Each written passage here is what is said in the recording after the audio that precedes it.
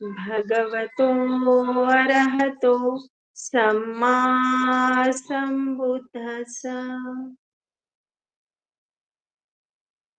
भगवंतांनी नेहमी त्यांच्या प्रवचनामध्ये हेच सांगण्याचा प्रयत्न केला, की आपण दुःखातून कसं मुक्त होऊ शकतो.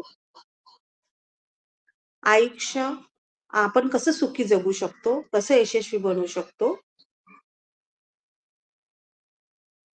भगवंतांनी आपल्याला सांगितलं आहे. ते थोडंसं आपल्याला समजून घ्यायचं आहे आणि आपण सुद्धा आपण कशाप्रकारे जीवन जगू शकतो, हे समजू शकतो.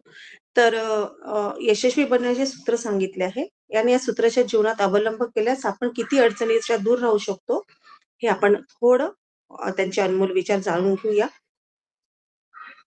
नेहमी भगवंत म्हणतात, की ज्यांचा संशयी स्वभाव आहे, शकी स्वभाव आहे, तो अत्यंत घातक राहतो आणि हा स्वभाव काय करतो ना, नेहमी चांगलं मित्र असतात त्यांना दूर करतात. अ, अ, स कोणत्याही नातं जेही काही नातं आहे त्यांना त्या नात्यामध्ये काय आणतात कडूपणा आणतात. कोणत्याही चांगल्या नात्याला नष्ट करतात आणि यापासून नेहमी काय राहायचे आपल्याला शंका घेण्यापासून, संशय होण्यापासून आपल्याला नेहमी काय राहायचं आहे, दूर राहायचंय. जर आपला स्वभाव आहे, तर स्वतःला डेव्हलप करायचं आहे, की आपल्याला शंका घ्यायची नाही आहे, की संशय अशी घटना आहे, की जी गोष्ट राहतच नाही, त्या गोष्टीला आपण आपल्या भ्रमामुळे ती तशीच आहे म्हणून करतो संशयामुळे आणि चांगले रिलेशन, चांगलं नातं यामुळे काय होतं, नष्ट होतं. भगवंत म्हणतात, की दुसरा संदेश ते आपल्याला देतात, की कधीही अज्ञानी व्यक्तीसोबत आपली मित्रता ठेवायची नाही. कारण की अज्ञानी व्यक्ती कसा असतो ना, एखादा तो बैलासारखा असतो. तो ध्यानाने म्हणजे तो नॉलेजनी मोठा होत नाही, तर तो फक्त आकाराने काय होत असतो, मोठा असतो. त्याच्यापाशी नॉलेज राहत नाही, परंतु तो फक्त आकाराने मोठा होत असतो. म्हणून आपण नेहमी एक संकल्प घेत असतो, की माझी नेहमी संत गणांशी संगती प्राप्त हो. याकरिताच आपण हा संकल्प घेत असतो, की नेहमी आपल्या अ, जे अज्ञानी लोक आहेत त्यांच्यासोबत संगत न होता ज्ञानी लोकांसोबत आपल्याला राहण्याचा प्रयत्न करायचा आहे. जो आपल्याला क्रोध येतो, तो आपण आपल्याच जवळ आहे. आपल्याला क्रोध जो काही येतो, तो आपणच डेव्हलप केलेला आहे, आपल्या जवळचाच आहे. तर क्रोध पाळणे हे कसं आहे ना, गरम कोळसा असतो ना, तो इतरांवरती फेकण्या अगोदर तो आपण आपल्या हातामध्येच धरलेला असतो आणि त्यामुळे हात आधी आपला भासतो. जो क्रोध असतो, त्या क्रोधाचं नुकसान दुसऱ्याला तर होतच, परंतु प्रथम नुकसान कोणाला होतं? आपल्याला होतो. आणि क्रोध कसा आहे? गरम कोळसा जो इतरांवरती गरम कोळसा आहे. आगीने भरलेला कोळसा आहे तो आणि इतरांवरती फेकण्याच्या अगोदर तो आपल्या हातात असतो आणि आपल्या हातात असल्यावर विचार करू शकता, की हात पहिले आपले भाजणार आहे. म्हणजे त्या क्रोधाचं नुकसान पहिले आपलं होणार आहे. आपलं मन विचलित पहिले आपलं होणार आहे. नंतर आपण दुसऱ्याला त्याचं नुकसान देणार आहोत. म्हणून कोणतेही जे दुर्गुण आपल्यामध्ये आहे, त्याचं प्रथम नुकसान आपल्यालाच होत असतं. नंतर भगवंत म्हणतात, की या संसारामध्ये आनंद आणि दुःख स्थायी असू शकत नाही. ते स्थायी नाही आहे. आनंद आहे तर दुःख पण आहे. दुःख आहे तर आनंद, सुख पण आहे. त्या दोन्ही गोष्टी लागलेल्याच आहेत, ज्या अनित्य आहेत, त्या स्थायी नाही आहे. म्हणून भगवंत म्हणतात, की जर तुम्ही अंधारात असाल, तर तुम्हाला प्रकाशाचा शोध घ्यायलाच पाहिजे. आणि म्हणून भगवंत म्हणतात, की आपण हे जाणलंच पाहिजे, की आनंद, दुःख आणि सुख हे सोबतच चालणारे आहेत. आणि मग म्हणून आपण जर अंधारात आहोत, आपल्याला हे जर जाणायचं आहे, आपल्याला आपला प्रकाश शोधलाच पाहिजे, की आणि त्याची आवश्यकता आहे आपल्याला. त्या अंधारातून प्रकाशाकडे यायची. म्हणून प्रकाशाचा शोध आपल्यालाच घ्यायचा आहे. नंतर भगवंत म्हणतात, की जो काही आपला भूतकाळ निघून गेलेला आहे, तर आपल्या त्या भूतकाळावरती आपलं जे काही ध्यान आहे किंवा नेहमी आपण भूतकाळामध्ये भटकत असतो. त्यावरती आपल्याला केंद्रित करायचं नाही आपलं लक्ष आणि आपल्याला भविष्याचे स्वप्न पण पाहून काही उपयोग नाही. कारण की भविष्य आलंच नाही. आता जे आपण बसलो आहोत, आपण आपल्या ग्रुपला मेडिटेशन करतो, छोटे व्याख्यान ऐकतो, भगवंतांची वाणी ऐकतो आणि आपण स्वतःला बदलवण्याचा प्रयत्न करतो. हा आपला वर्तमान आहे. तर आपण फक्त आपलं लक्ष वर्तमानावरती केंद्रित करू शकतो. हा क्षण आपण जगू शकतो. पुढचा क्षण मला माहित नाही. मागचा क्षण निघून गेलेला आहे. म्हणून भगवंत म्हणतात, की जो काही तुमचा काळ निघून गेलाय भूतकाळ, तो चांगला आहे, वाईट आहे, पण तो निघून गेला आहे. तर त्याकडे लक्ष द्यायचं नाही आहे. भविष्याचं स्वप्न आपल्याला बघायचं नाही आहे. नेहमी आपल्या बुद्धीचा वापर कशासाठी करायचा आहे? वर्तमानावरती आपल्याला केंद्रित करायचं आहे. त्यानंतर भगवंत म्हणतात, की तुम्ही तुमच्या क्रोधासाठी दंडित होत नाही, तर तुम्ही तुमच्या क्रोधामुळे दंडित होतात.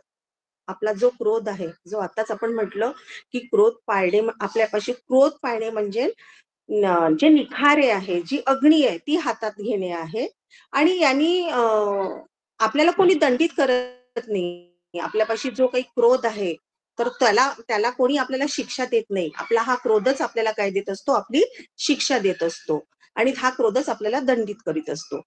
तर ह्या कशाप्रकारे? की आपण बघतो, की जर आपला इतका क्रोधी स्वभाव असेल, तर आपल्यापाशी लोकं थांबत नाही. कोणी त्यांच्यासोबत संबंध ठेवायला बघत नाही. तो नेहमी दुसऱ्यांना दुःखच देत असतो. आणि पहिले तर त्याला कळतच नाही, की त्याच्या क्रोधामुळेच त्याला काय होत आहे, मन बेचैन आहे, अशांत आहे. त्याच्यामुळे तो स्वतःचंही किती नुकसान करतोय, दुसऱ्यांचंही जीवन तो किती डिस्टर्ब करतो आहे. तर हा क्रोध कळूच देत नाही. तर म्हणून भगवंत म्हणतात, की तुम्हाला क्रोधासाठी कोणाला दंडित करावंच लागत नाही. तुम्ही स्वतःच स्वतःच्या क्रोधामुळे काय होता? दंडित होता.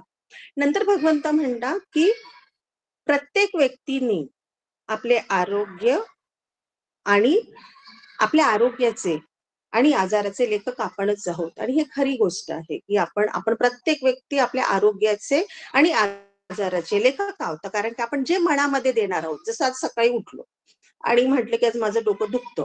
सहज दुखतंय. तर आपण कितीतरी जणांना घरच्यांना सांगून मोकळं होतो, बाहेरच्यांना सांगतो, "अगं माझी तब्येत नाही बरी, माझी तब्येत नाही बरी." ती चांगली असेल, पण आपण काय देतो आहे त्याला, "बरी नाही, बरी नाही, बरी नाही, बरी नाही." तर ऑटोमॅटिक आपली बॉडी सुद्धा तेच कार्य करायला लागतं, जे आपण आपल्या माइंडला दिलं आणि बॉडी त्याप्रमाणे काम करायला लागते. म्हणून प्रत्येक व्यक्ती भगवंत म्हणतात, की आपल्या आरोग्याचा आणि आजाराचा लेखक स्वतःचा स्वतः तो व्यक्ती आहे. त्यामुळे भगवंत सांगतात, की आपला आहार आणि आपल्या दिनचर्येकडे काय द्यायचं आहे? विशेष लक्ष द्यायचं आहे. नेहमी पॉझिटिव्ह विचार करायचा आहे. आणि दुसरी गोष्ट, की भगवंत म्हणतात आरोग्य परम धन. कारण की जर आपलं आरोग्य हेल्थ चांगली आहे, तर आपण प्रत्येक ध्येयापर्यंत पोहोचू शकतो. जर आपलं आरोग्य व्यवस्थित नाही आहे, तर मन आपलं बेचैन राहणार आहे. मन बेचैन आहे, शरीर कमजोर आहे, तर आपण कोणतेही कार्य करू शकणार नाही. म्हणून पहिले आपल्या आपल्या आरोग्याकडे लक्ष द्यायचं आहे आणि मगच आपल्या आहाराकडे लक्ष द्यायचं आहे. आपल्या दिनचर्येकडे लक्ष द्यायचं आहे. नंतर भगवंत म्हणतात, की ज्याप्रमाणे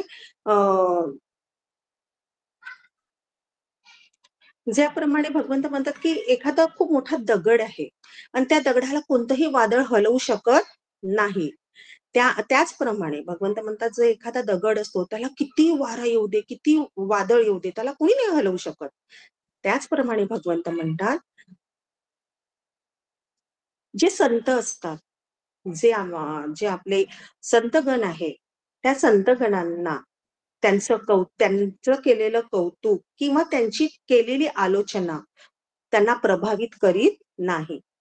भगवंत म्हणतात, की ज्याप्रमाणे एखाद्या दगडाला कोणतंही वादळ हलवू शकत नाही, त्याचप्रमाणे जे संतगण असतात, जे संयमी झालेले असतात, त्यांना त्यांचं कोणी कौतुकी करू दे किंवा त्यांना कोणी वाईटी म्हणू दे. तर त्या आलोचनेने किंवा कौतुकाने ते प्रभावित होत नाही. त्यांना त्याचा काही फरक पडत नाही.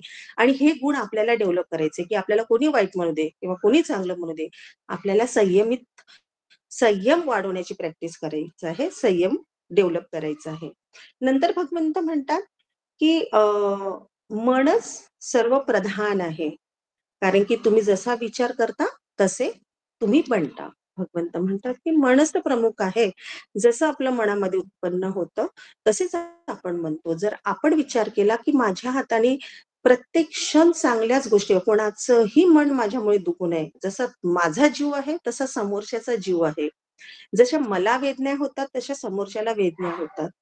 जर मी क्रोध केला, कोणी मला जर दूषित शब्द म्हटलं, जसं मला दुःख होतं, तसंच मी जर कुणाला काही म्हटलं, तर मलाही तेच दुःख होणार आहे. म्हणून जर मी माझ्या मनाला जर मी डेव्हलप केलं, की माझ्या हाताने नेहमी कुशल होऊ दे, धम्माचं कार्य होऊ दे, कोणाचंही मन कधी दुखू नको देऊ.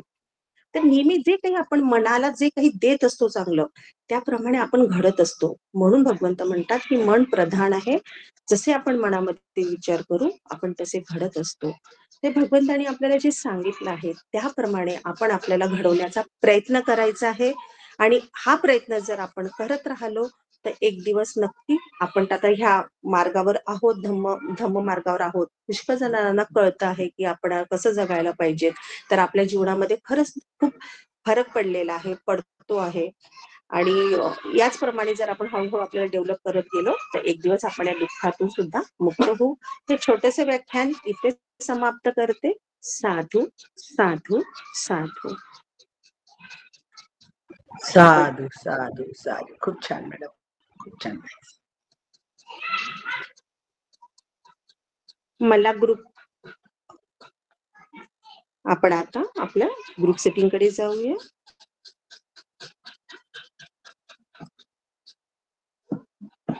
आपल्या ग्रुपला ज्ञानज्योती भंतेची ऍड झाली होती का रेखा मॅम?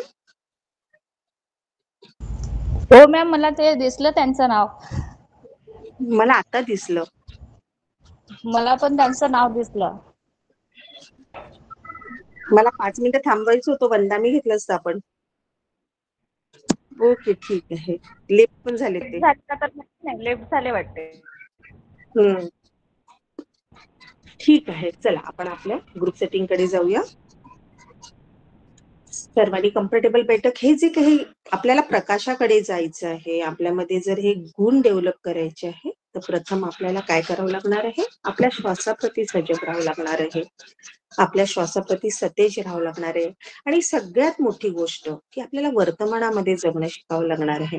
कारण की आपण जोपर्यंत भूतकाळ भविष्याकडे पळत राहू आणि वर्तमान सोडून देऊ, तर नेहमी बेचैन राहू, नेहमी दुःखी राहू, नेहमी आपल्या विचारांचा ओघ वाहतच राहणार आहे. विचारांना कुठेही स्टॉप होणार नाही.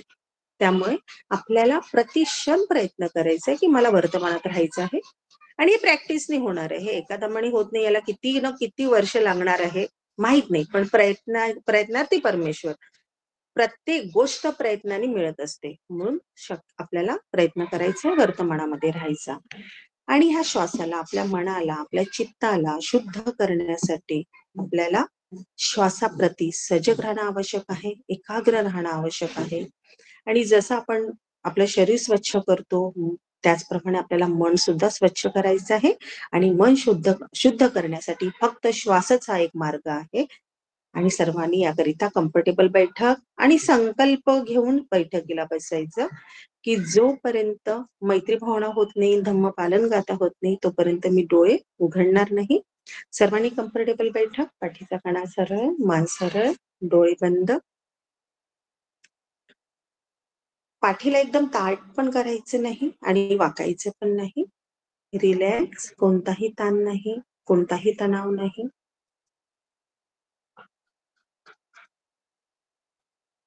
संपूर्ण बॉडी रिलॅक्स, कोणताही ताण नाही, कोणताही तणाव नाही.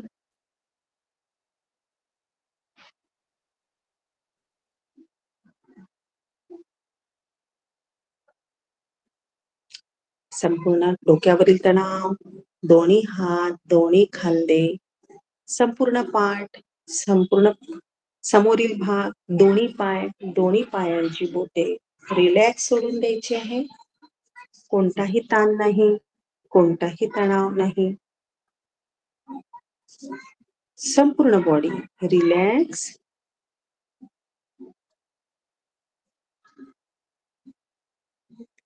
आणि श्वास जो येतो आहे आणि जातो आहे, त्याच्या प्रती आपल्याला एकाग्र राहायचं आहे. श्वास आपण घेत नाही आणि आपण सोडत नाही.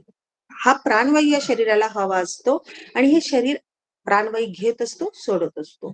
आणि हा प्राणवायू म्हणजे आपलं जीवन आहे. येणारा श्वास हा आपलं जीवन आहे, जाणारा श्वास हा आपला मृत्यू आहे. कारण की एकदा श्वास गेल्यानंतर तो परत येणार की नाही याची गॅरंटी नाही. आणि याच्या प्रति क्षण आपल्याला सजग राहायचं आहे, वर्तमानामध्ये राहायचंय, की माझा हा श्वास जो येतो आहे तो आला, जो जातो आहे तो गेला. आणि त्या श्वासामधला आपल्याला फरक जाणायचा आहे. प्रत्येक क्षण एकाग्र होऊन, संपूर्ण एकाग्रता श्वासावर, येणारे जाणारे श्वासावर.